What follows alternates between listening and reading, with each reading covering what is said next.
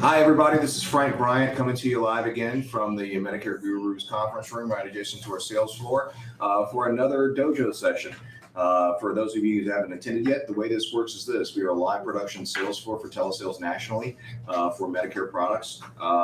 And during our lunchtime, our guys come in as they can or as they wish to discuss sales and to discuss real life scenarios and real things that they're encountering. So you'll see people come in and leave because we are conducting live business. So people have to finish up sales right now. We got a few on there right now. And they'll also be heading out early. So let's get started, man. Do you have anything you want to bring up right away? Yeah, I got kind of like a few things here. Just some things that, I don't know, just stick with things kind of tick you off. I was telling Buckley, I'm one of those weird people. I like to read about Medicare in my free time. Just like you do, just to be educated. Yeah, it's my job. I mean, you get on like the forums and on the Facebook groups and stuff like that. And randomly, I'll see something that kills me. But it's kind of a twofold because you never want to ask a dumb question, but you want to look at the question before you ask. So there was like somebody in this group that was saying, I've got this person on a Plan F with Mutual who's had a liver transplant, but he's 5 years past cancer. Does anybody know where I can underwrite him? Do you know what the top answer was? He's in North Carolina, right? The top answer is, well, Blue Cross Blue Shield of Arizona doesn't have underwriting. What the hell? I mean, excuse me, but just how does, think about it before you put it on there. But then the second most liked comment was, well, most underwriters look for 2 to 5 years for stability for cancer. So as long as he's past that, he should be fine. Transplant. Liver transplant. Millions upon millions of innovative anti-rejection dollars. medication for the rest of your life. Everybody's like, well, he's 5 years without cancer. No. But that's something that these new agents, you have to take, just like we were talking about yesterday, where you have to have a wide funnel. You can't just go straight into, oh, you need help with dental? I'll help you with dental. It's no, we need to see what all you need help with. On social media. Yes, it was. Okay. Unfiltered, unmitigated. But it's like that one, and then there was another one I saw where people want to clamor to certain conditions.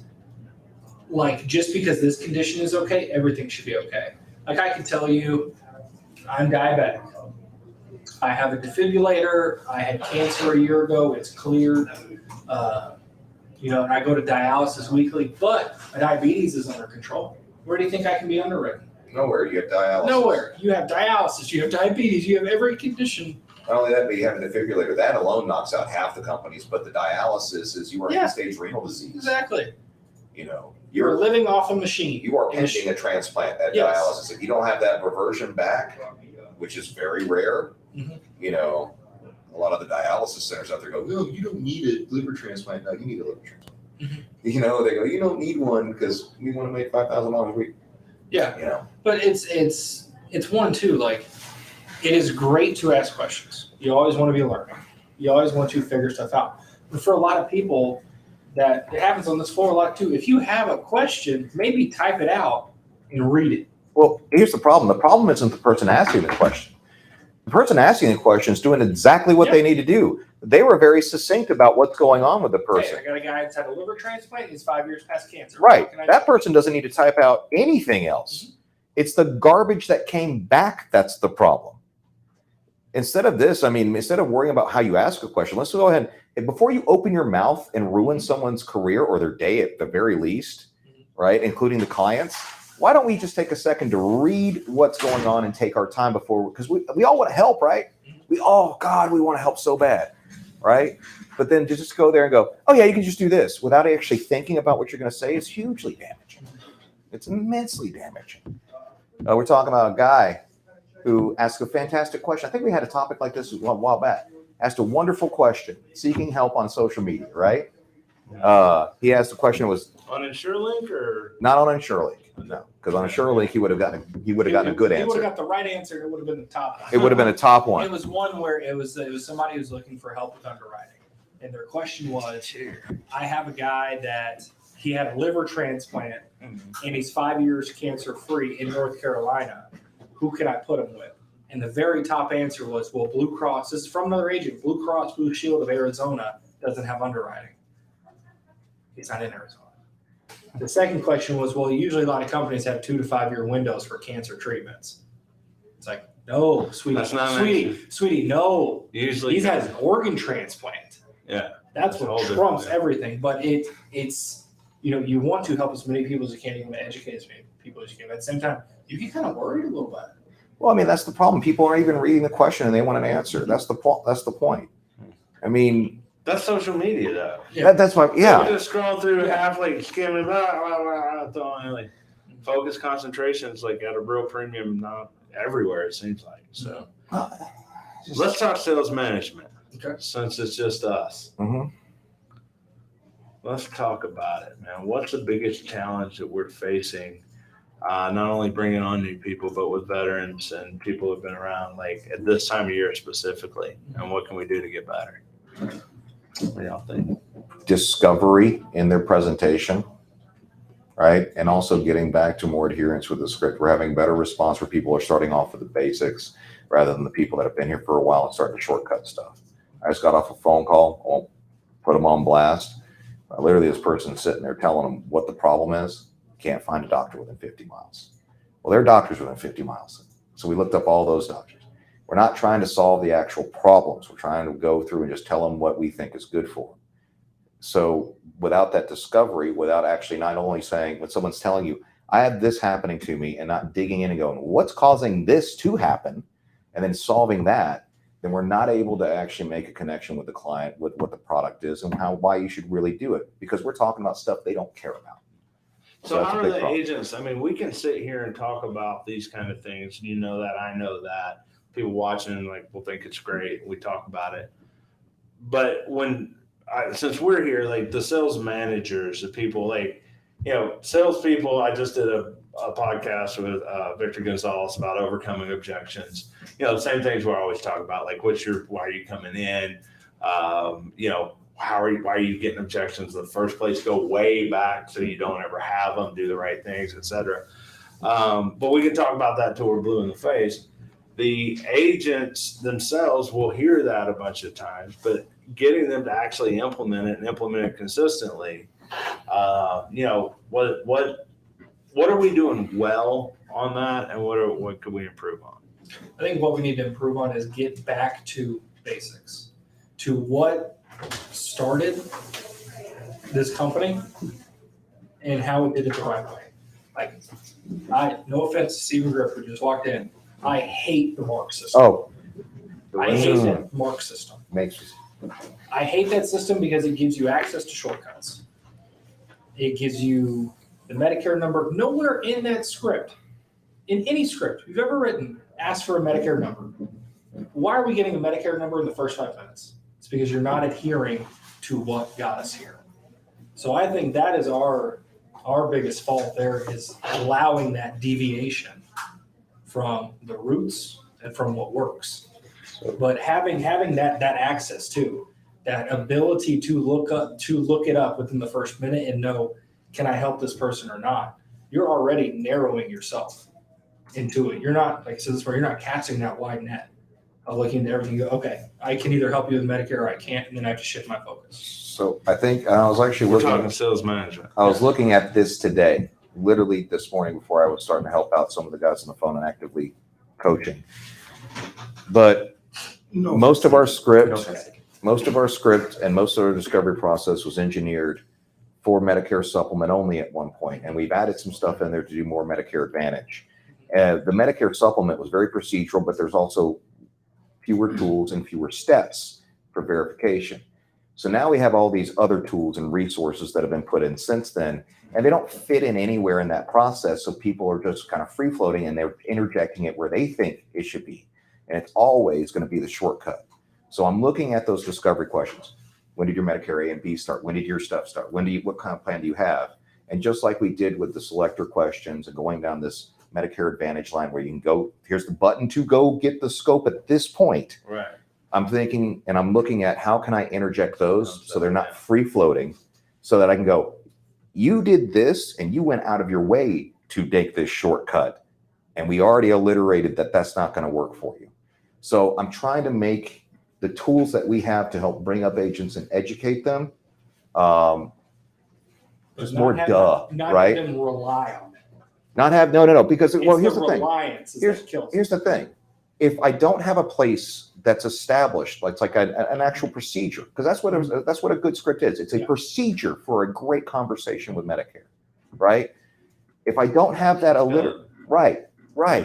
If I don't have that alliterated in there, that this goes here, then they're going to put it wherever they think they want it, and it's going to be like, well, this is a great tool. I can look up everything. I'm going to shortcut everything. I'll be able to make a sale in 5 minutes instead of 50, and that's what they do. So just like like when you make a sale, in order to make a sale, you have to expand the consciousness of your client. Right. They think you're a salesman trying to sell me something. I got to show, oh, well, it's actually a bigger, different world than you think it is. And, my plan's perfect. Well, there's a bigger world than you think. And from this higher perspective, this. Right. So in the same way, everything's a sale, right? Mm-hmm. So, but with a training an agent, your sale has longevity. You're training them to become something over a long period of time and all of that. So I think the answer lies in raising consciousness. Mm-hmm. So how, people tend to either follow instructions or read the script, do exactly what, is told to them. Because they don't want to get in trouble, and that's like the lowest form of consciousness is obedience, right? And then the next level is, you start coming into competence and all that. But if we can help them see the bigger world, here is the structure of that presentation, and the reason you have to do A before B and do, and B before C, et cetera, and then why we do these things in this order, you'll realize that if this new tool comes out and the next thing comes out and the next distraction or the next guy who had the 3 ways to close your deal in 5 minutes or less on YouTube. Right. They come in, they go, look, no, that doesn't work. And even if it does work, it doesn't fit what we do. And our results are we sell 500 to 700 policies a year per agent and y'all don't. So, that's if you think about it that way, then you can't get the consistency, but people will fall back into complacency. I mean, we all do. You can't stay structured forever, but I don't know. Like for me, when I became successful in sales, it was when I said I'm going to do the same thing every time, and I quit letting my moods affect it. Mm-hmm. That's where you're trying to get them. Mm-hmm. What are y'all experiencing like on the floor with newer people or the people on the second tier where they're having success and then they're starting to side back? We had a conversation about it the other day, last week, I think. The newer people are doing better than some of, about more than half the established people. It's that 3 to 4 week window where they start trying to optimize everything before they've even analyzed where they are. They're trying to speed it up. And so how do we expand their consciousness besides sitting around talking about it all the time? Just to reiterate, the reiteration of the process. Every single agent that we've had on there has gone through their initial upslope. I am doing well. I'm going to optimize shortcuts. Downslope. Oh, no, I'm in a doldrums. It's got to be other things. I was doing so well, and now no, you went off process. I blame Frank. That's fine. I'm cool with that. And now we're starting to see some of those agents, 2 or 3 of them, that were down here that were like, I don't know what's going wrong. And Frank has to remind them, you were off process. Because I'll give you just one quick example.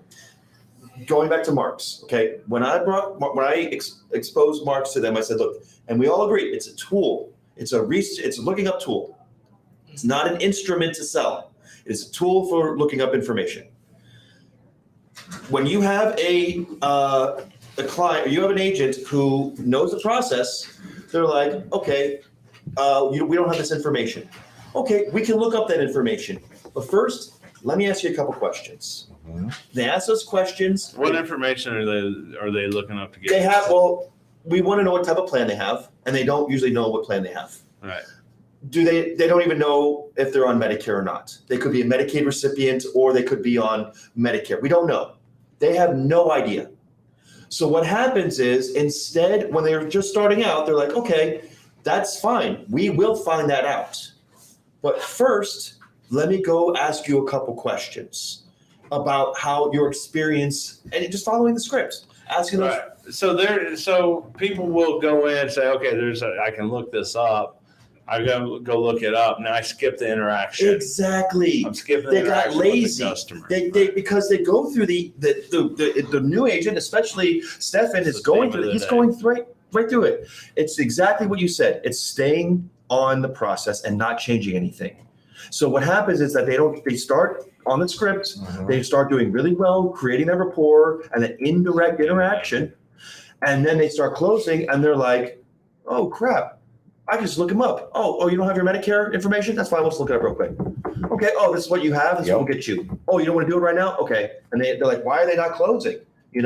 I got all the same information that I did when I was closing. Why are things changing?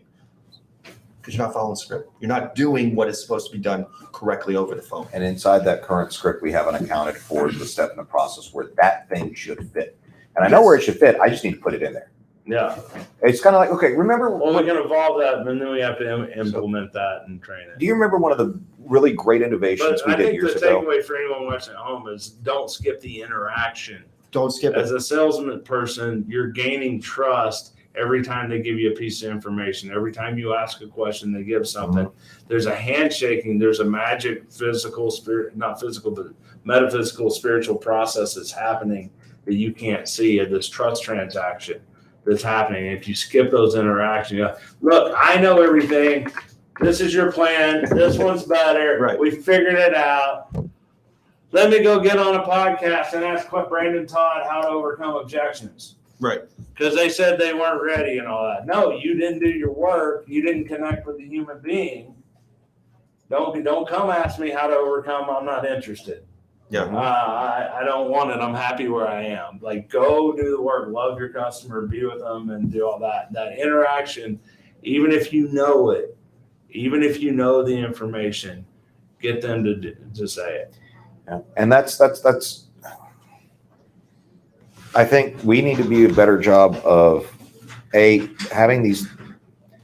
We've failed over here because we haven't fully accounted, and I haven't fully gotten comfortable with the new tool where it would fit in the process. I know where it needs to fit now. But also we have a unique standpoint here of when we start coaching these people and we start getting them into this low and they hit the low. I can't force you to take coaching. I can't force you to listen. And if you're not going to listen, you're not going to make money. So luckily we've built a system here where, okay, well, if you're not going to make money, it's okay. Not for you, not ultimately for me, but you're either going to learn quick and you're going to get through this. You're going to put in the work and you're going to listen, or you're not going to make money. I don't need to sit there and browbeat. But isn't that also like saying I can't make this stupid customer buy this, and when it's not the customer's fault. That's the point. Right, wait, hold on. Right. It's not the customer's fault. It's not the agent's fault. They're showing up on time. I'm not listening. I'm not implementing the training. Maybe it's on us to figure out a better way to get them to inspire them, to get them to understand it on a different level. Just like you have to help your client understand, that epiphany bridge, that bigger worldview that helps them buy that. Maybe just because I come in and say something over and over to an agent, they don't hear it. Maybe I can't just say, well, it's not on me. I said it. Because at the end of the day, this business thrives when agents become successful. That's what we do here. Right. Right? So if they can't, there's some people who don't try, who don't care. Or they're too in their own way, and I'm not going to break them of it. And I can't spend 90% of my time on them when I have great people that just need a little bit more of that time. That's the biggest trap everyone has. I spend all my time with the bottom 20% of the producers, spending all that time for people that aren't going to put in the work themselves. They don't go home and study. They don't do all the other things that they need to do. Right? Am I going to continue to spend that time with them? And where I'm going to go ahead and spend a little bit more time with the guys like Grip, with the guys like Jacob, with the guys like those guys, and go, you know what? This guy actually listens. This guy sits there and does the work, and also he can be a great contributing factor to the next 10 people that come out. I'll challenge you in saying that you do it your way and it's not working. So, and you're right about the bottom 20% and spend your time on that and all that. But a tweak to that you should probably consider is maybe you could do things, approach them from a different way, or maybe Very your true. way or you are not the answer for that agent. That's very And true. they shouldn't be written off. That's why we have to have other trainers in. Like, we should be going to bed at night. Like when you take on an agent as a mentor, like when they're struggling, man, if you really want to develop good, strong agents, when they're struggling, they should keep you up at night. Yeah. How do I reach this person? How do I get to them? Because it's just like having to make a sale, having to break through to an agent and get them out of their own way. That's what salespeople do all the time, right? And doing that to an agent, we're psychologists in a big way. Mm-hmm. We have to manage the entire person and train and teach the entire person. So yeah, sometimes like if you can't say, I'm did the best I can, screw this person. I mean, I'm going to go, I can't work with them, I'm going to go work with people who work with me. Yes, in a way you can, but you should also say, this is a damn tragedy that I'm not being able to work out. So is there anything within my ability? Go ask help. Is there anything else I can do? What am I missing? How am I not helping this person? Am I the right mentor for this person? Well, that's why you have a start- collaborative process on the floor. We don't operate our teams in a vacuum. Right. We don't have walls between our teams. Right. There's a reason for that. And then they're going out to seeing everyone. So when we see these consultations, I go to Jacob, I go to Grim. Yeah. Right. I don't sit there and go, this is what I do. I go, what are you seeing? Yeah. What are you encountering? What's going on? And he does that with me and his people. I mean, we have to be able to do that. I get it. Yeah. We have to be able to do that. I'm not, what I'm saying is not as accusatory as saying that it's, there's like that one idea that you put forth in there, and it's like I'm trying to fine tune that. Yeah. And that, because a lot of people will be watching that, like that's what they do. I mean, from salespeople to sales trainers and all that, they're all ego driven, like it's not worth my damn time and all that. You're saying that from a very evolved place, but See, it's that same thing we just talked about with the bad info. It's that thing that people will come back and say, well, I'm not going to spend my time on you lower 20% people and all that. It's like, no, I mean, that's what you should be doing, is trying to do that. Now, the people who aren't going to work with you, but the other thing is you got to take full responsibility. Yeah. Who did I bring into my world? Who did I say I will train? Did I find the right person? Did I onboard them correctly? Am I connected with them? Are we doing the right things? Like, and anyone who's watching me just do that, I do this by nature because this is the way I think. Am I, are we, should we, what can I? Right. I'm asking questions, and I'm selling myself on something. If you're going to sell a person, you do it by asking questions. If you're going to train an agent, do it by asking questions. You want to improve yourself, do it by asking questions. Yeah. Because sitting there and saying that I'm good and everything's right, and then you just say, most people just justify what they do. Why'd you walk in the break room and grab a cup of coffee? Well, because it's morning and I need a cup of coffee, and Or just, I want coffee. whatever it is. Yeah. I was like, I don't know. Yeah, I don't know. I just did, like, whatever. Yeah. But people want to just retroactively justify whatever they did, rather than, no matter what I do, I say, how could I do it better? Yeah. Right? How could I be better? What am I doing wrong here? What am I doing right? Don't give yourself credit. What am I doing right? What am I doing wrong? About everything forever. And that's such a good insight on that, because I see both sides of the argument. How can I help develop this person? But at one point you have to go, did I make a mistake in even having them here? Am I hurting them and their future development and where they can grow into if they were somewhere else? We just aren't a good fit as an organization. And I see also, and I've been really bad subject to this in the past, where I hate to lose. So I try to make it work. And that's my ego getting in the way, right? To where I think I can affect all changes and all outcomes on all people. And Well, sometimes you can't. Good Right. salespeople always think they can overcome the problem. So, yes. So And this is a damn tragedy that she's not going to buy the same policy that's $30 a month less. So I got to overcome it and make it happen. right. It's a damn tragedy that this person has all this potential and could be making a 6-figure income and is not. I Yeah. can overcome that.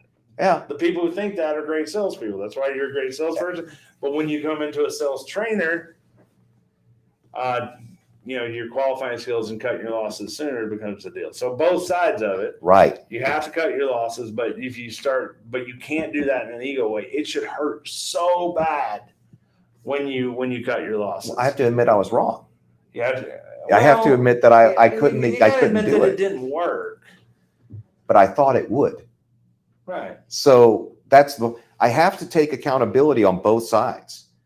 That's the whole point. And you can be just as much of a damaging presence in any organization if you won't make that call and say, this isn't just working, because now I'm also affecting everyone else around that person.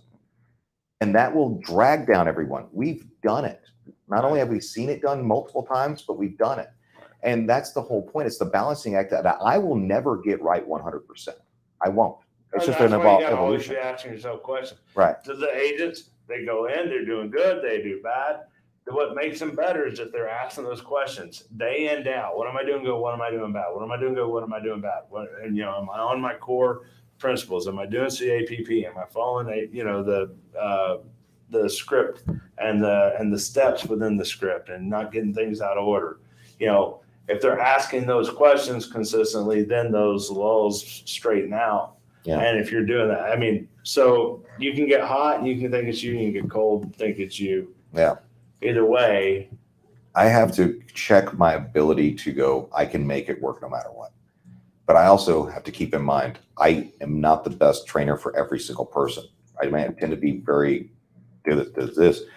Jacob's far better on the association side, right? Grip is far better from the general education side. He can convey a message far more tactfully than me. It's just one of those things. And yeah, and you have to, I try to soften every edge where you're like, I can't do this. Well, anytime it's that, it's, you can. Or it's got, or I'm going to make it work no matter what. Well, then that's silly too. So it's, you got to be aware. Right. You got to be there all the time. And, you got to have some help because, you guys will see sides of me that I'm not seeing because you know me, we're working together more, and then you see, hey, Brandon, you're going down, you're doing that Brandon thing you're doing again. Do you want me to tell you when that's happening? Sure. What you is should that? always- I volunteer Jacob to do that. you should always What's the communicate with Brandon someone's thing going that I down. do? That would be interesting. Oh, well, you have this thing where you're very passionate about something and you'll say something right off the top of your head, and then you'll come back and be like, hey, sorry I was so quick with you. It's just, I had this idea and I just want to get it to you real quick. And if I came off as curt, I apologize. I just did that on Monday because you were being stupid. That's what I'm saying. You told me to call it the Brandon thing, so I called that. Yeah. Well, that's a triage response. Yeah. I got to get this done right now. Yeah. My biggest issue is I go, and personally, and it's something I've been working on for years. I'll cope, I'll work, and then I immediately go into triage response, and it's like, nope. And I've had to soften that, and I'm still not there. Yeah, I've had to fight, and I overdo it now, but because I've been in some tragic business situations and turnaround situations in the past, I've learned I've made a huge, just horrible mistakes in the past. And because I didn't believe in myself and what I know about process and how to build things, and I would give my power away to other people and I would let things go. I'm sure they know what they're doing and things like that. And I had to learn over time, no one's an expert in this business and how we're doing things more than I am. And when things start happening that are going to mess up all our momentum or take us down a rabbit hole and all that, and this is what happened the other day. It's I overcompensate from what I used to do, letting it happen. Now I'm no, we cannot do that. That's terrible because A, B, and C. And it's part of that is because I know if I let that thing go and I don't defeat that idea in the crib, it will roll out of control. It probably will anyway. Yeah. Even if I don't. So I'm nah, because I see this huge mess that could happen if that idea takes place, and other people don't see it. So I just look like a grumpy, mean person. Right. Just no, don't do that. Don't order lunch from Gaddy's. What? Yeah. You know, like, Yeah. why would that be a problem? You know? Right. So, so that's where that comes from. But Well, yeah. I've also seen the other side of it too. Not for you, but for in general, where I've seen us go through hoop after hoop after hoop and mental But at least flip I came flops. back and said, "Hey, man, I was being short. I'm improving." And I appreciate that. and where I've seen this a lot where we try to, our whole business about building value, right? Number one, value for the clients, because without clients, you don't have money, right? You don't have clients, you don't have good name, you don't have all this. This is what we don't. We don't No. have clients, right? But number two, for the agents, right? Build value for them because they're the ones that go out and get clients and service clients and take care of them, right? So we get in this mindset where we're constantly trying to build value. But then again, we also have this deal where we're trying to build that value, and that's a different message for every one person out there. The same lessons we're trying to teach the agents here, which is your perceived value, what you think is valuable, isn't what's valuable to the client all the time, right? Mhm. We have to do a better job so we can communicate effectively with agents, figuring out what's valuable to them. So we can actually tie that into, this is valuable, that's why you do X, Y, and Z. But at the same time, we have to be cognizant of value has to be a two-way street. And too often, we just don't want to admit that in this situation with this, the value's not there, right? Because, and that means that we have to own up to, hey, this you just need isn't to working. come back down to earth. Where are you talking about? With an agent training, the value's not there with an agent. Then you're Right. So you're training an agent, and sometimes you got to come back and say, "I'm trying to give you value. I'm trying to give you value, but there's no value in this interaction between us. Right. It's not going anywhere. Right. Time to break up." And that's it. And that's also, but before you do that, you need to get to the other established leaders and you need to start getting their input. Check and see if it's something that you're just doing. Maybe you're not seeing it. Maybe it's your perspective. Floor too. Right. Your that. floor will tell you everything you need to know. Especially the minute after you fire someone. Why? No, like y'all been around, like you were here in the old days when things got real crazy for a while. Like you'd finally something come up and you go in, look at a situation, and you got all these teams. We had 40-some agents on the floor. Mhm. Had this whole team of people that management and all this, and you find out something. Go, well, we should let that guy go. Mhm. Call him in here. Hey, we gotta let you go. You're stealing from us or whatever. And then as soon as you do, everyone in the world comes out and go, "Thank God you finally fired that guy." Blah blah blah blah blah. Right. Blah, blah. What are you not son of a bitch? Blah blah blah. Like y'all are the managers. Y'all are the ones who are supposed to be doing this. Everyone was like I was relying on y'all. I'm out building software and stuff. Like, Well, and that's the thing. I think we step away too often and we don't really go. If you build a good group and you build a good structure, the group is going to start taking care of itself and self-regulating. It really will. The people that know they don't fit, that know they can't really hack it, they'll just kind of burn off. Right. And the ones that don't, they're stubborn too, well, then they'll understand it when it's time to come. But the ones that know that they're part of it, they know that this is where they belong, and they know that they're going to be successful, they will fight tooth and nail to keep it healthy. Yeah. So And- when are we going to fire Penny? Well, I mean, I thought this was what this was about. Right. Right? But the whole point is that I think the whole summation of this is that there's not a right answer. It's a balancing act, and things are going to go in one way or another. You always have to be looking at it. I think one of the answers is always be on the floor. You cannot manage from a back office. You can't lead from a back office, and KPIs and staring at a screen all day isn't going to get it done. You're not going to know what you're talking about. You can't give value from that. Right. You can't give value. You can't coach. You can manage, but you can't coach. And managing doesn't develop champions. No, Champions built themselves. that's right. Right. Oh, that's a soundbite.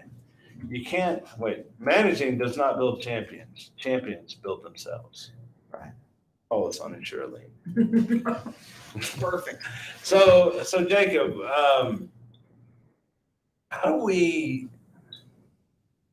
what's the challenge for a mentor? You're going around on the floor, everything's crazy, all this other stuff. If someone makes a sale, has a breakthrough and does something like that, how much of that do you think you catch? Because one thing I think you want to do is like when someone's doing well, you want to find those good things and you want to tell them, help them understand where the success lies and all that. But how is it to catch that when you're on the floor and everything's going through? I mean, it is hard. I'm not gonna lie. I mean, there's points here where it's just me, and I've got 7 people that are on the phone, so I can't be hands-on. But it's also that's one of my flaws too. And Frank will point it out. There are times I handhold way too much. Sometimes you gotta let it fly. But that's also the part that scares me, and we're being completely honest here. That scares the shit. Sorry, it scares the heck out of me. Sorry, Steve. Sorry, Steve. But that does scare me because I'm like, well, go ahead. I owe this person this much to help them. But at some point, this person has to wean off. And so I haven't found that balance yet. I'm completely honest. I haven't found that balance yet. I will, but it just hasn't fully clicked yet. Well, the first thing you should say to every salesperson coming in that you're mentoring is, we don't have a sales manager here. But you're assigned to the greatest sales manager in the world who's going to be with you 24/7, 365, and that is you. You are your sales manager. I am a sales coach. I'm a mentor. Right. But what a mentor does is coach. That's right. That's A right. coach, doesn't do things for people. He helps them develop themselves within it. As a salesperson, you have to manage yourself, and that's that whole, you can't, always hold your baby and care. You got to teach them how to walk, and they get better and better and better. And it happens over time. There's no formula. But know that everything you're doing, every time you do something for them, especially early in their career, you take away a lot of their potential. So if you can help them do it well, do it beside them or be there with them when they do it and rescue them if you have to. That was my dad's first presentation I ever had. He sent me down. He goes, "Here's the thing, Brandon. You'll never know what's going on in a presentation. So no matter what you think I'm doing, do not ever interrupt. You may think I'm just lost it, and you may think you have the most wonderful thing. He's 40-ish, and I'm 22 years old. No, he's like 46 or 47, and I'm 22. And he's telling me this. So now I'm 47. So I realize, if a 22-year-old's coming in, the difference of experience, all this. And he's like, you may think that I'm not saying something, and you got to interject something, or you have a good answer to tell somebody, shut up. It's my presentation. I know exactly what I'm doing. And then, we would talk after every presentation. He'd show me where it went, where it was good, where it was bad. He'd say, you have no idea where I'm leading the conversation. I may ask something that looks completely out. You don't know where I'm going. I'm in control. Whoever is giving the presentation is in control. Finally, I get to do my first presentation solo. I go in there about 7 minutes in. Dad jumps in. No, well, the thing is, da da da da da. And he came in, and of course, selling to a senior. The 47-year-old starts talking.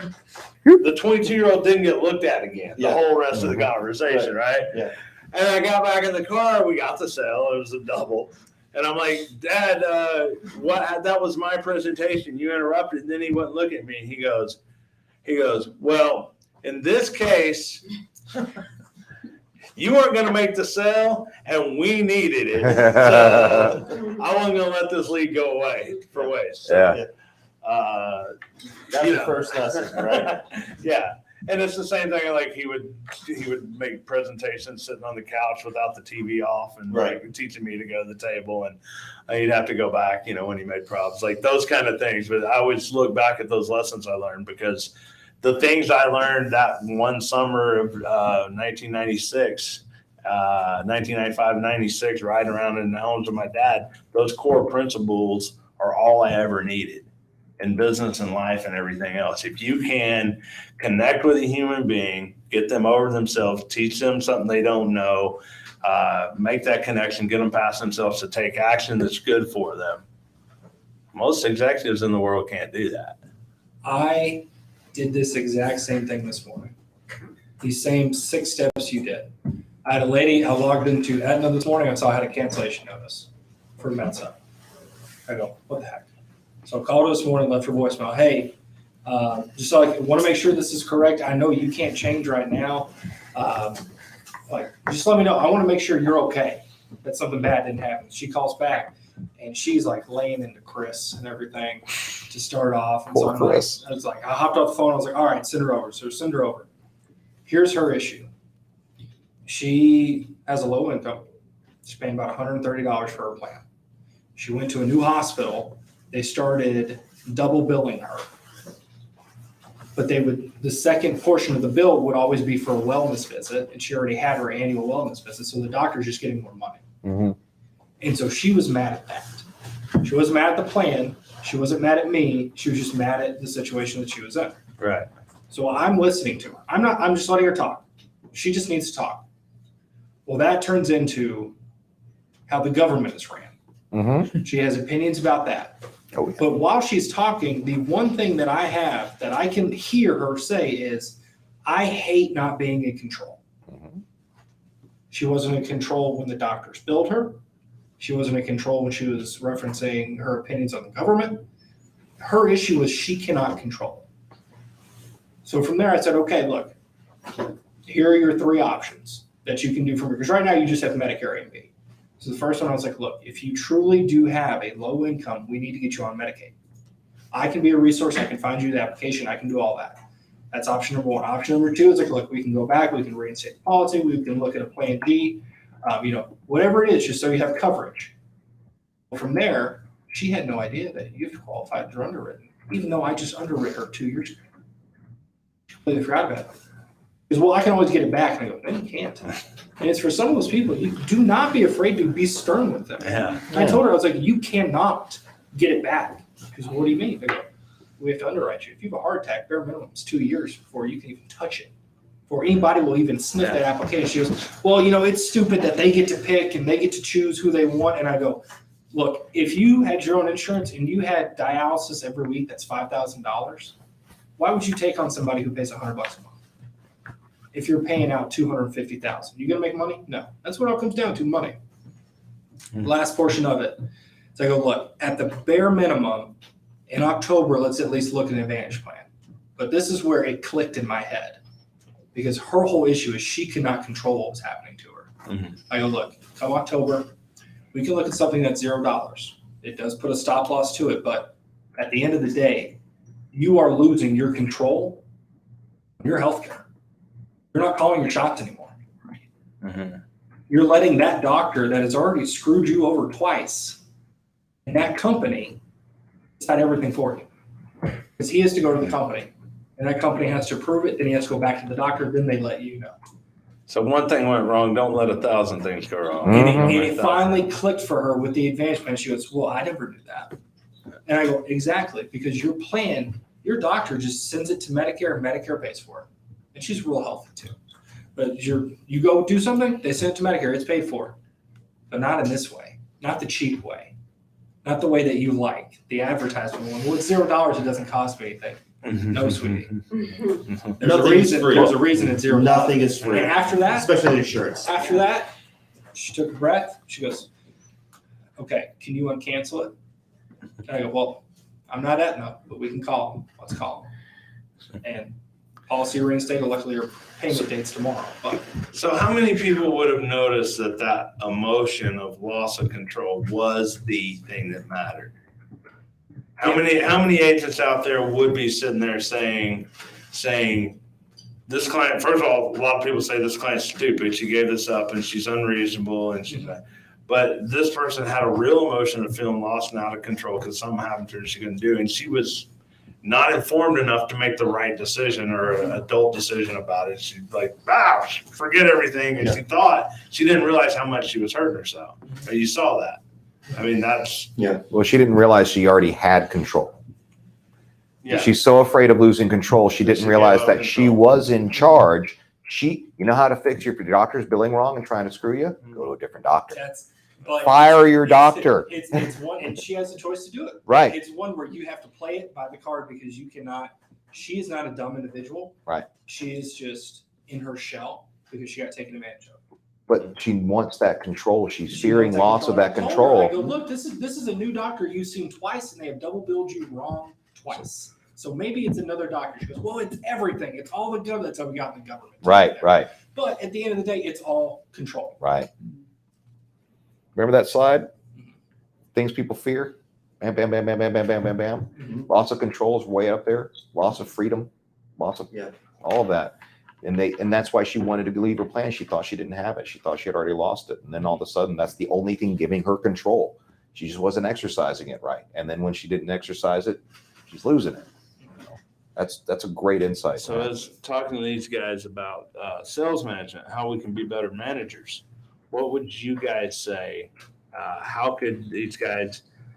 No one's paying attention. It's just us here. The whole world's not watching anything. And I won't tell them anything you said. How could they be better managers? I say managers. Yeah, How could they be better mentors? thank you. Well, I think it's a two-way street because I don't know that we really had mentors before. I know I didn't really have I had one person that would help me some, but it wasn't the program like what we're doing. And so it's a learning curve for me too. I want the coaching and I like the coaching, but I know I can't be the only one that you get to coach. And so I'm learning that I need to work on continuing the things that have been that we've done already successfully instead of, it's a learning curve, I guess, both ways is what I'm saying. Sometimes I realize, we did this last week and I did it again. Now here we go. And I remember something that we already talked about before, but I have to remember to apply it and get used to doing these things consistently. And so, for me, I guess, whether or not I need to start writing down the things to remember, so I can kind of look at my list while I'm talking along, or whether I need more reminders, more verbal reminders. I'm not sure what the learning curve, what would be best. And for certainly everybody, it's different, I think. You're not going to get in trouble for saying something bad. No, yeah. That was all about you. Yeah, no, it's a learning curve for me. I wanted to get that out how there. Grip helps you, how I help you. And guys, you can also say bad stuff about me because it really ultimately It's okay. I'll get over it. Yes. It'll be fine. He deserves it. So Penny, in this That's right. situation, what can we do to help you more? Oh, I guess I need more reminders, or I need to figure out a way to remember all the things that we've been saying along the way. But Of what? I'm happy. Reminders I'm of happy what? with everybody's input. I've been real happy Reminders with of it. what? What would you like Well, me to I remind mean, you of? I think I got a whole staff. I'll get them on it. Mhm. I think that when I'm talking to people, I get into the conversation enough where I feel like I've gotten myself off track. So we talked about that before, off of here, that I realized I'd kind of gotten off our path that you guys have set us on. And so I'm working this week on reconnecting with that and taking the Yeah, you're steps. crushing it this week too, aren't you? Yeah, it's better. It's definitely better. And so I'm working on that. And that's something I just figured out. And it's Does it not like seem- you guys hadn't told me, Does it seem complex and overwhelming, like the structure of the presentation? No. I mean, it's I like it very much and it's successful. Well, so I think to me that sounds like what you're talking about, like how you're getting off of the presentation or the structure of it. Right. Somehow you need to be reminded to come back. So, Yeah. give me an example of how you would do that.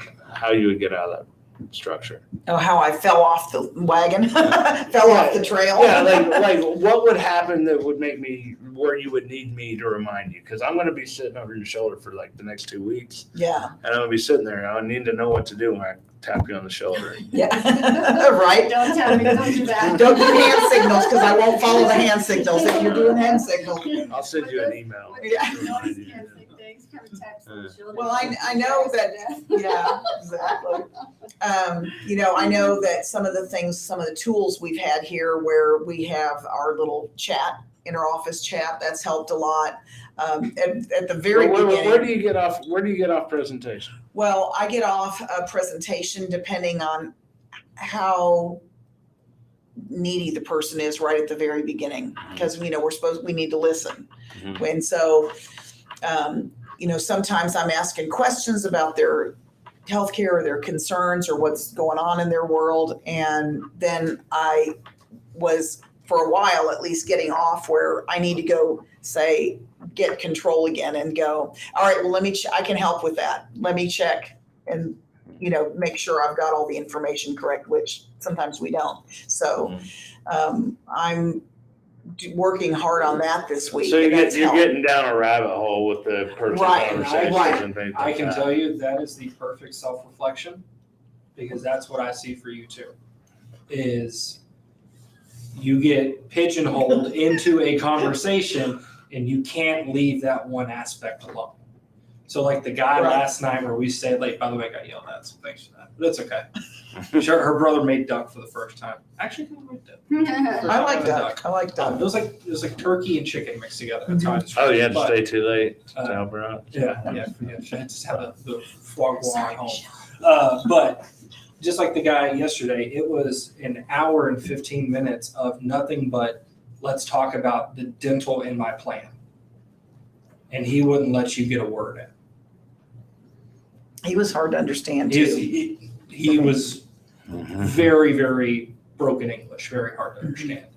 But it's that time to where there has to come to a point and say, okay, I understand your main concern is dental, but there's so much more than that Mhm. that we have to talk about. Now, I have it here that it is one of your concerns, but that's not the only concern that I have for you. Yeah, So we need to look at everything else. And so from there, usually when you can interject yourself like that, number one, you regain control of the conversation, Right. because that's ultimately what's happening, is you're losing control. And that's why it's going down the rabbit hole. Right. That's why after an hour, they don't want to talk anymore, because they've talked about the same dental procedure. Yeah, That's out. right. And you're not helping, you're just saying, or just elaborating Right. more on the conversation. So you're regaining control, but number two, you're reminding them that look, I told him to say it on the phone too. It's like, look, there's one way to do it. That's the way I do it, and that's the right way. So you can say all you want is this. That's not all I want for you. I want you to have all of this. This can be thrown in here, Right, but that's not the focus. I Right. can't All give of you this advice is. in a vacuum. right. Yeah, and I think for you, he's with you all day. But I would say from a little bit further away, just your personality, the ability to say affirmative, positive statements, leading statements, like work with that. Like what unlocks that within you? A lot of people had breakthroughs and they go, "Oh, treat them like they're my children." That's like a big thing that happens for people. It's like, I can't be assertive. I can't lead. I can't all that. It was like, well, you raise kids, right? So, Right. I say, hey, get in the car. Go clean your room. Go do this. Right, Hey, no, we have to go. Let's go. right. You better get everything ready or we're going to be late for school. Get it. You know how to do that. Yeah, And if you can unlock that part of you, your personality, it's already established. You don't have to create right. something new. You just have to connect with that little part of you that can take control and realize it is okay to treat that client like they are your 7-year-old kid, because in this situation, that's what they are. Right. They're the Right, kid, you're the and you're the authority. adult, you're Yeah. the authority and all that. So you have to lead. Everyone has the ability to lead. It's just if you have to put yourself and believe that you are that leader, you are the prize in the conversation and the authority figure. And it's a very big disservice to you and us and them and everybody in the world if you let the child run the family, Right. right? You're going to get chaos. Yeah. So unlock that part of you, whatever that is, where you have been most leading, and then give yourself permission to do that. And I mean, yeah, do what people don't do, but successful people do. Go home and look in the mirror, visualize your client, and then say those things that will get a few anchors, a few little things in your mind that when you start feeling that situation, he won't stop. Get that one thing that you're going to say. It's like, look, we need to move on here, whatever it is. Look, we need to move on here. We got a lot to cover, and you're not my only client in the world. So let me ask you this, get like 5 or 7 of those and get used to saying it, or get 1 or 2. Yeah. And focus on that and get used to saying it so much that when you start feeling that way, you've got that thing that you can just pull on and do it. That'll change the paradigm of what you're doing and move you forward. I think what would help you is to treat every client like she who shall not be named. Because what happened when it came time for drug plan? We had the game plan and we go, look, I've done the research. This is what's best for you. Right. There's no conversation here. Right. This is your option. Mm-hmm. Mm-hmm. And this is somebody where we had 15, 20 phone calls all about this one drug plan. Mm-hmm. At the very time when it came time to sign up, it goes, no, look, this is it. Yeah.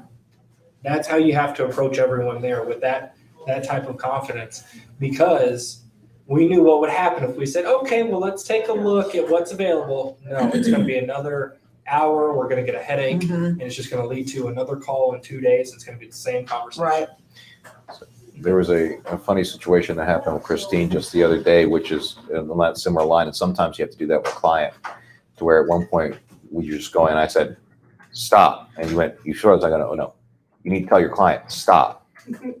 Was the drug plan lady? The drug plan lady. And I said, Yeah. I have to read you this prepared statement. And then you said, because we're all over the place. We hadn't even talked about the supplement.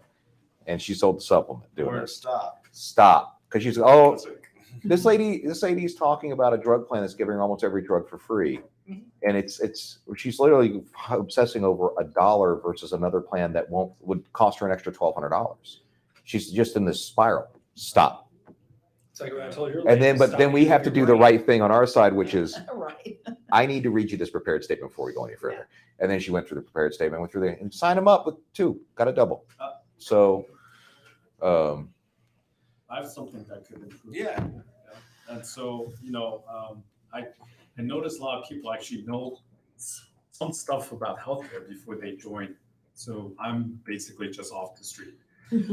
Basically never really took any pills. I don't know any pills, right, except aspirin. yeah. So I joined and I thought Jacob, Steven, and Frank, they're amazing in terms of giving me guidance, which is awesome, I think sometimes if I were to pick one thing that I think could help is forcing the other salespeople to actually listen in on a full sales call from beginning to end. So that one time I listened to you that whole time and I was actually pretending I was the client, and that was immensely helpful to me, right? And I think what happens is maybe the first time is great, but maybe there should be something that says, hey, every week you rotate and you have to listen to one salesperson, full presentation. That way you actually understand, like, oh, okay, they don't skip these steps, right? Right. They don't It's actually not like we don't have plenty of recordings. We got tons of full recordings. files, right? or like That's a force brilliant people idea. to go Make home at and least listen, one because a year. to me that helped me. So like now when you guys are on a call, when Jacob's on a call, I'm always like, call, but then I have one ear like this, right? Because I want to know how they cover the whole material, but also, like you're saying, be personable, get connected to the person. Don't go off on a tangent. I mean, like, great, you want to know this person and connect, but in the end, you want to stay within the parameters of ending the sale, right? So right now, I'm using the prepared notes, and I literally, like, when I start going off, I actually like just pull them back, even though it's sometimes awkward and I'm not that good at it. But at least that thing keeps me on track, right? So I might go totally off. And then I'm like, oh yeah, I gotta go back to this. Hey, so what's your name? What's your birthday? Like, hey, I gotta read you the statement. Are you the one making the decision? Stuff like that. Yeah. So those are good. And you know, today and every day, what's awesome is Jacob, Frank, and even Steven today, when they hear me make a mistake, they'll come to me and correct me, which it's invaluable, that kind of stuff. So, you know, for anybody new, I think that's extremely important that you get coached Yeah. the whole time. But it's also really useful for the newbies to kind of see an expert in action, right? Right. To actually, okay, how do they handle somebody going crazy over the phone, right? And say, hey, hold on, like, let me. If we could get, I mean, we have like a library of these sales dojos, right? So it's things that we're building as a body of knowledge that people can look. And I mean, this is great content. I'm getting a lot of feedback all over the place. People are like, this is what new agents need. They just need to just sit here and watch you guys for 100 hours and like just this. And it's something that's helping all of us as well. But how many tens of thousands of sales conversations do we have? And even if we just start today, like that call went perfect. It was textbook thorough. Boom, put it up here into a library in Guru Central or one of our social media platforms, our private ones, or in the CRM and spot. We could put it there. And then here's one where this weird situation happened. Here's another one. Here's another one. Here's another one. And how you guys handled it? If there was like a library for a new person to go in and like, oh, at your house, don't just like look at the sheets only, but like listen to a couple of these sales calls. That's not a bad idea. Well, the good thing is on audio, since our new phone system came in, I think we have about, that are actual sales of actually getting it done, probably about 5,000 or 6,000 calls. Video, which is at your desk, which we are constantly getting that up, there's maybe 1,000 of those by now. Or now, because some of the cameras weren't working right, so I think there's at least, right now there's like 300 or 400. There's so many. There's so many, yeah. We need 20 good examples of Like different something else, scenarios that people can binge listen to. I mean, yeah, we have Especially when all they of those. It's just a matter of getting them cut up. And actually not cut up, just in totality. Just make sure that it's scrubbed and it's ready for you to view. Yeah, that's easy. And then if if we did cut up, okay, here's the way someone handled this other thing. Here's a perfect this or that. But that'll never happen if we try to make it too perfect. No. Just take that, put it in.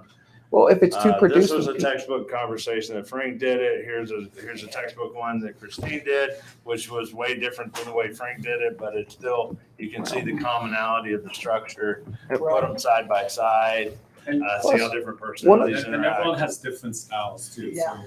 So not everyone will match your style. So having different salesperson who are excellent at their jobs doing their work, you can kind of pick and choose, like, oh, I like this part from this person, but I like this one, right? Because I'm never going to be as charming as Jacob over here, because he always has the right See how stuff. charming he was when he said that? Or Frank, He's learning. That's Well, Frank has like when he talks to somebody, he seems to have full command of the conversation, right? Like, I know what I'm When doing. he says it, it's true. Right, don't worry about it, you know? I got you. Right, I got you, right? That kind of stuff is extremely cool, because like when I'm doing it, like I can even sense it myself. I'm getting nervous, right?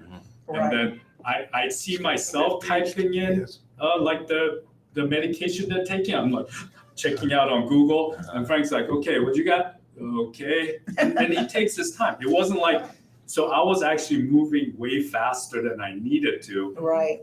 And when Frank showed me that, I'm like, oh, yeah, I okay. intentionally slow down. Right. I don't need to go fast, right? But you don't notice that until you see somebody Right. who knows what they're doing Right. in action, right? Yeah. And if you don't understand anything, Frank has no problem saying like, oh, wait, hold on. Like, are you talking about this or this, right? Because like, I'm not seeing what you're saying right there on this list, right? Well, meanwhile, I'm like so nervous. I kind of like, this looks like the right drug, right? Yeah. Right? It's like you're tempted to do that because you're like so like. Cut that part out where he said. That's why we have mentors. It's watching. day one. It's okay. We'll get there. Yeah, this will be fun. No, great. listen, is this camera here working? Can I look into this one? Yeah. Mark my words, everybody. Stefan is going to be just a killer in this business. And the reason I can say that right now, if you stick with it and you keep acting like you're acting right now, you come in with such this is what this is your fourth day, right? You started on Monday, it's Thursday afternoon at lunch. You already made sales yesterday with your mentor. You set them up for your mentor and all this. The depth of knowledge, never learned insurance before, never did. Monday you came in, this first time you were in an insurance agency in your life, except to maybe buy something, right? 3 days later you're buying something. But I watched you a little bit, your conscientiousness of every single aspect of what you're doing, and humility, and I'm going to learn this. I can tell you've been successful in some other things before. You've done that, but you're coming in just with the very right approach. And I'm making a big deal of it because I want anyone who's watching this to look at what you were just saying and the way you're interacting about this, realizing how new you are, how you're noticing the things around you. You're in every little part of the script, of the software and the technology. And you're like sitting here saying, I want to learn. I have to master this. I have to make this work.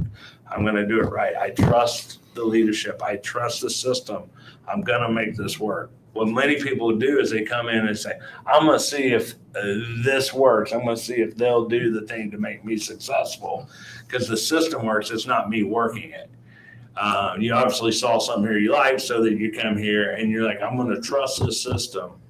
And this is what I tell people on social media and all this, start asking me, what do I do? How do I start in a career? It's like, find someone who's being successful and go sweep their floors or do whatever you have to do to get on that bandwagon of success, because you have to learn what someone is doing. I always talk about imitate what's working, make that work, and then you can innovate and add your own stuff to it, which, people like Frank and people have been here a long time, Jacob now becoming an innovator. The system's evolving and getting better because we're adding new people to it, those kind of things. But that's why I was just saying, mark my words, I'm really excited about what you're doing, your approach, and your mindset coming in. I'm noticing something very special because most people aren't that humble and conscientious coming in. If you keep doing that, you're going to be very, very wealthy and happy. Last night it was great. It was actually very refreshing to talk to him after that last deal, because you screwed up. That I screwed up. I could not get that person to want to step away from Humana. I wasn't able to get it done. He got through the entire conversation. He did all that. I tripped up that deal and I screwed it up because they didn't buy, and there was no reason they shouldn't buy. I just couldn't get over that hurdle, and that's me. I screwed that up. But he did everything absolutely wonderfully. And then we talked after that. And what is one of the things I told you last night? You said, we talked a lot after. But I think you were very encouraging to me, saying, hey, look, just keep doing what you're doing, because I was kind of apprehensive because I didn't know everything, right? It's hard to kind of sound like you're an expert when you actually are like, yeah, I learned this like a day before you did, right? Right. So that makes you the expert, right? You know something that they don't know about this. But here's the thing: you know more than they know already. Right. If you've seen that through I'm interaction. just honest with them. If I'm just like, look, if I don't know the answer, I've got people around me. I'll get you the answer. Yeah. And the lady, some people have told me several times how much they appreciate the fact that I am saying, oh, hang on a second, I'm going to talk to my senior agent Jacob here, or hang on a second, I'm going to talk to my person over here, because we kind of do this together sometimes, and we help each other out to make sure we get the best answer, and that it's God and bless you for doing that, because I have said repeatedly, if you have a question, never mute yourself, Never. but ask for help. yeah. Just the worst thing that somebody can ever do, that I think also leads to the downfalls and the pitfalls when you rise up so high, is you stop asking for help. But I've got to say, and this is like, I don't know if I'm nitpicking or whatever, right? And from my past experience, it's correct. You need to find the right information, but never ever give them the assumption that you don't know what you're doing.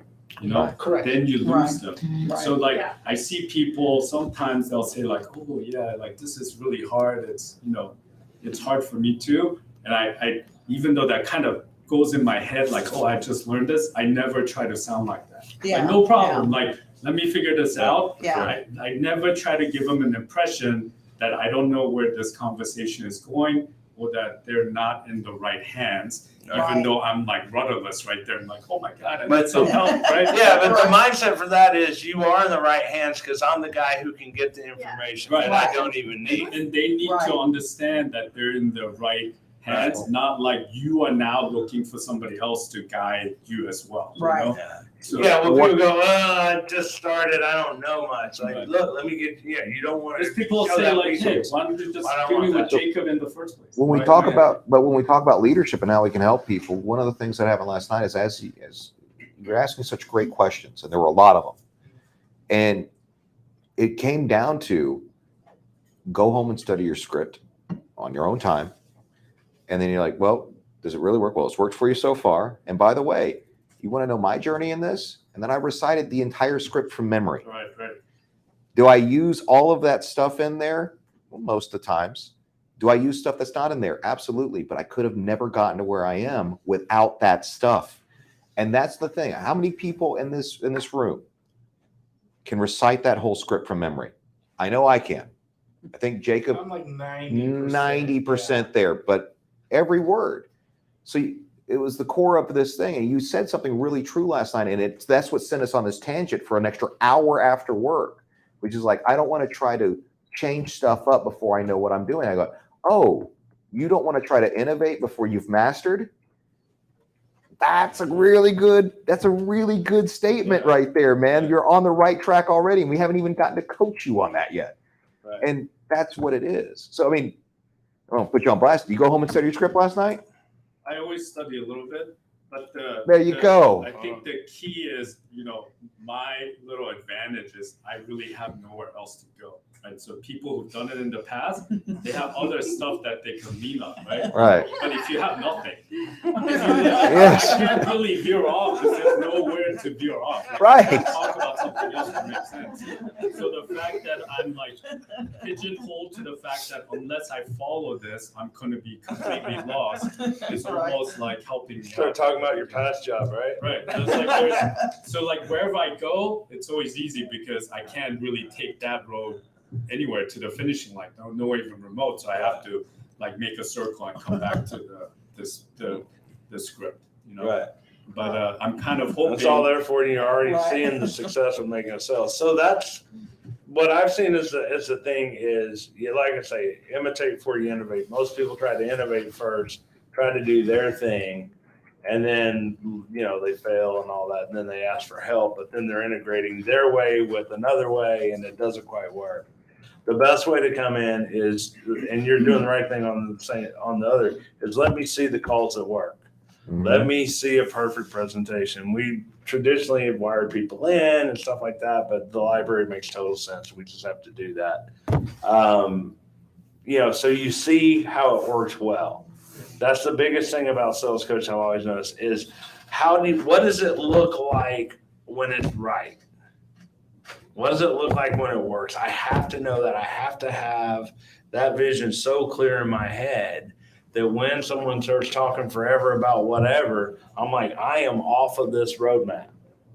I got to build a bridge to get back onto that highway down the I-35 to Dallas, as we always talked about, right? You can stop off for a pit stop, but you better get back on the highway and get back on. So if you can see what it's like when it works, now what happens is you're excited about your new job. You have the roadmap that's time tested over 30-some years now that we've been developing, 38 years. We've been developing this system. It works. You don't know any better. You have success. And you're excited, so that transference of emotion, enthusiasm, boy, that helps a lot. And then everyone starts having success with that, and then they start understanding it more. Frank said they're like, I can't.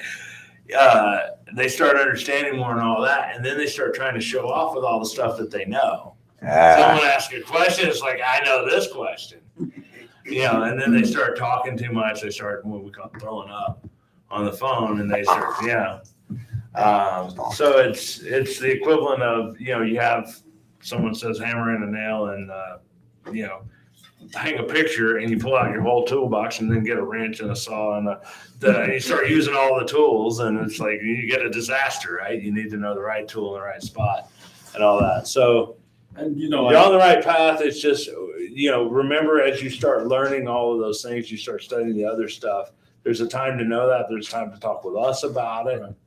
But only appropriate apply it in the conversations as you need it. And that's where the discovery will help you ascertain which ones to use and not. So, well, the first one I listened to with Jacob was the Plan G supplemental. And literally, when I got home and looked at it, Jacob, who's been doing this for years, Script. pretty much followed the script from beginning to end. So literally, I could have read the same thing to the next person. Right. As long as I didn't sound like I was reading it, it would work. Right. And that's the trick. I still have that bookmark. Mm-hmm. I still, when we did it, you saw me do it, Yeah. but I was like, hey, I got a referral here that's turning 65. Come over here, come watch. Agent script, pulled it up, started. Hi, okay. What's your zip code? What's your date of birth? Are you a tobacco user? Are you looking for yourself? Or are you looking for your spouse? Okay. Are you the one that makes your own decisions from there? Okay. Here's a little bit about us. We've been here since 1984. We've been doing this, and then go into the discovery of it all. Go into Setting health expectation conditions, for go accomplishment, into all the that good stuff. medications. I went through the selector question. She goes, I already want supplement. And I go, I know. I just want to ask you. Do you want to be in control or do you want the company? Do okay. That's all I need to know. Supplement it is. So get a piece of paper. Oh, don't forget you that prepared Tell statement. you that you wanted to buy and take the full scope. Prepared statement. You forgot prepared Oh, statement. You no, did the we- prepared statement in there. No. You just didn't go get the piece of paper. Prepared statement's always before that. Yeah. But yeah, I had to do that. Where it's like, no, So we I- pull I- that call as the first, you're saying it went right, straight Yeah. script and all that. That's the way a perfect one goes. If you know that perfect one and you have that in your mind, then all the variations, all that, you'll be equipped because you know what that road is that you got to get them back on, right? What By I the way- learned from Frank and Jacob, so this is the trick, right, to this whole thing. And this is, probably change later. But my thinking is, okay, I just need to get them, when I first talk to them and saying, I'm not interested, to somehow convince them to get on this track, right? So I'm like, hey, let me guide you through this process, right? And at first they're like, no, don't talk to me, don't bother me. I don't want to deal with you guys. So my real skill, and this is great that you throw me in there, is to talk to enough people so I learned the skill to put them on the track. Once they're on the track and they're willing to listen, all I have to do is read that script and they'll end up buying, right?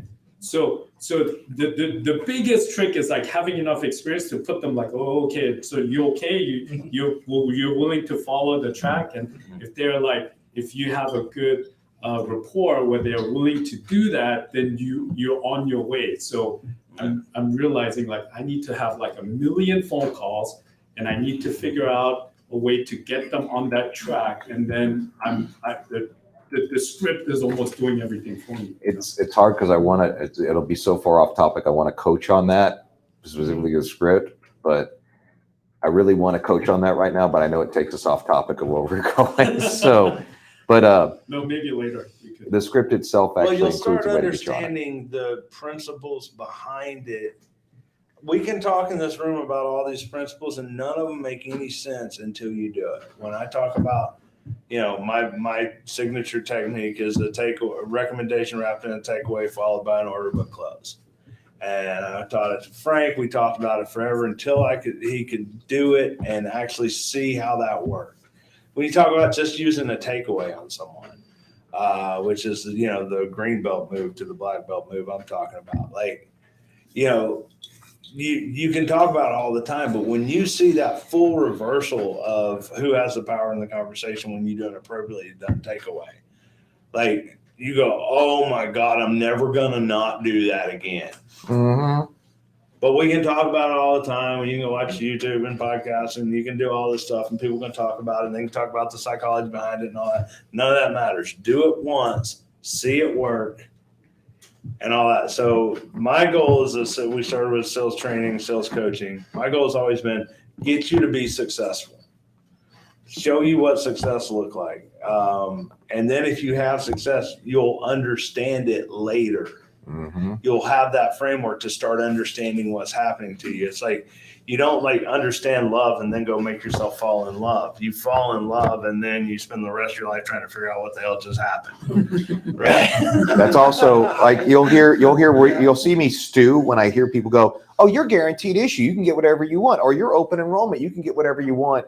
And I go, "Why are you doing this to me? Because you're going to transfer me that call, and I can't use the most powerful tool of closing ever." And I'm just like, that's all your power away. Yeah. well, I just don't have it. Someone else gave it away. If you're going to transfer it to me, I'm just like, why? Back to the root of it, because it's turning into boys club here. Yeah.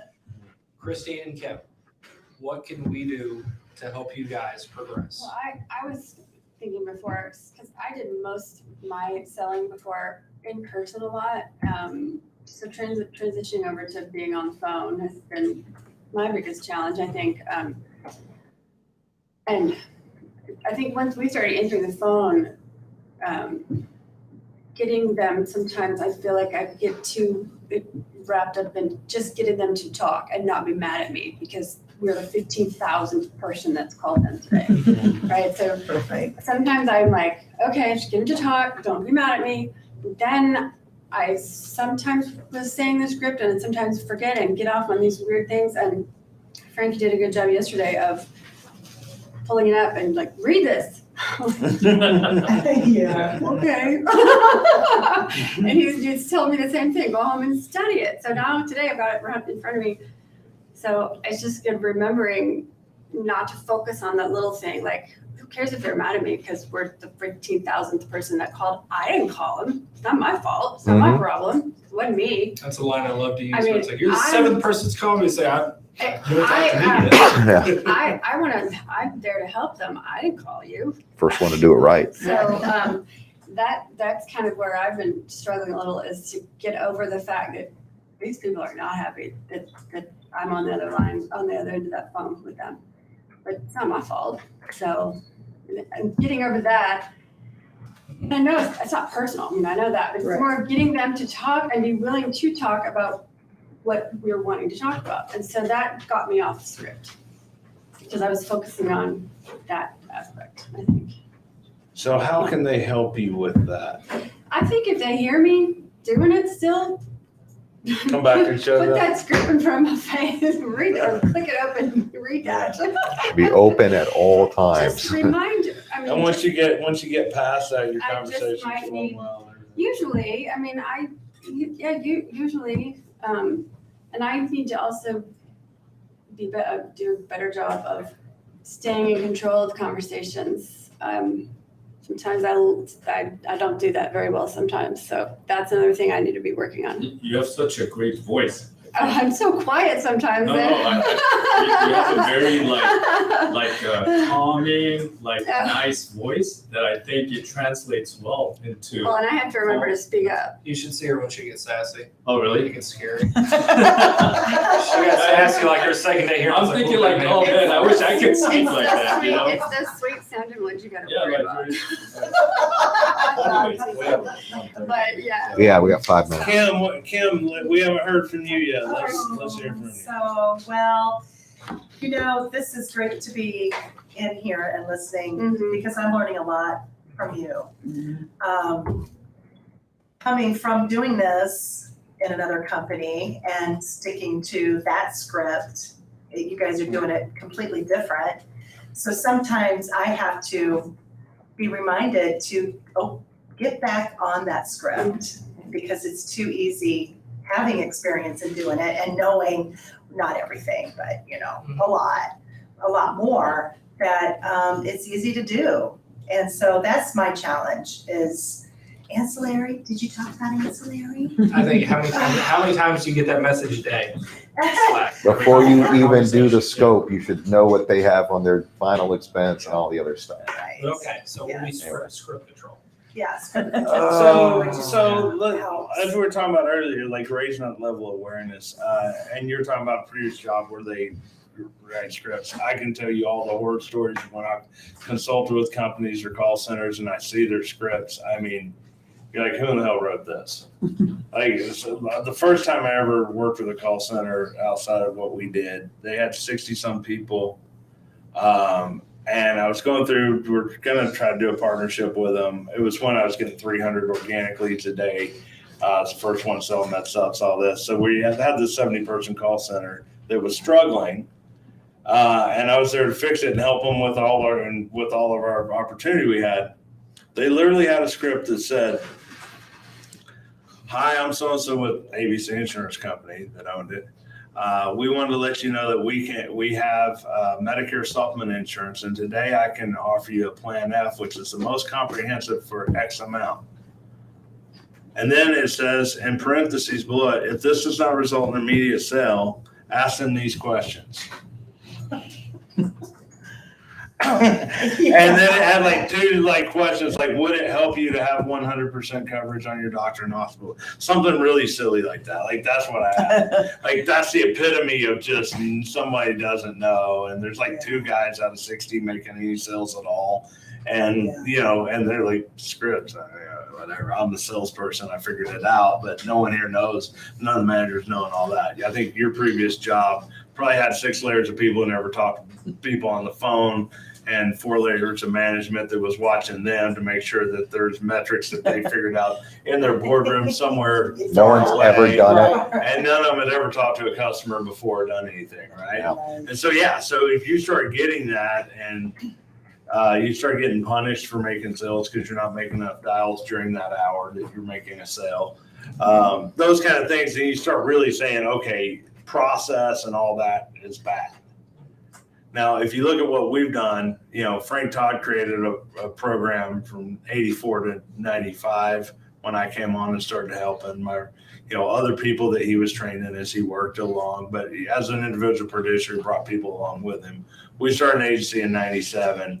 The first version of the script that you're looking at was started in around 2005 when me and Jack Adams decided we wanted to start mailing applications to people so we don't have to drive an hour-and-a-half radius around where we're coming for these direct mail leads we work. Yeah. And so we started working on what I always call it is, how do you look someone in the eye over the phone, right? And so that's the pen and paper and all the different things we do. So you start looking at that evolve. A few years later, I'm going to skip a million steps. A few years later, Frank Bryant comes along, tells me the script doesn't work because he can't get through all of the A and B presentation before they tell him they just want to buy. And I slap him in the face twice. He goes, "Oh, I get it now." And then he starts using it religiously. And then all of a sudden he says something new and he starts coming up with some things that his style that we've never had his style before. And it adds a little bit to it, et cetera, et cetera, et cetera. So this thing has evolved on the floor, but it's like, with people like him coming in, okay, let me master this. Let me make this work. Okay, now I'm doing that. I'm having success and it's consistent. I have a little other thing that I figured out. Grip the other day when he had it's like one of the best that we had, like got it all covered. How do you know? Like, I was like, all these years, like that's one of the best things. How did we never say that before? But it always happens. There's always someone else going to come in. They're going to see the world. They're going to connect with a different way. And you get a whole bunch of people doing that a little bit. And every now and then there's that goes in the whole system. That should be done every time, forever. So, the careful wording, like that's why you can read it and it works because those words have been tweaked with over decades. And the order of those words and all that. And so people are like, well, I disagree with the script. I'm like, I can't even understand. I wrote a lot of it. I'm the one who put pen and paper to it. But I can't even understand what's all happening in this at any given point. Does that make sense? Like there's so much just integration of all kinds of stuff in here that I can look at it and kind of think it and we can talk about it, but it's way deeper and more profound than we can discuss or we can even contemplate at one given time looking at it. So And that doesn't mean it's all magic and all that. It's you with that and your delivery of it that matters. But I hope I can drop that out. Oh, I'll be late. I'm talking to you. I can't. He's calling me right now. So, Yeah. All right. We got to bounce out. Y'all can take hey, us out. Paul. Okay. I'll take us out here. All right, everybody. Have a great Thursday. Go to Insure Price, Insure Sales, Jacobs Insure Ladies, plus Stefan now. Y'all have a great rest of the day and good luck selling. Thanks.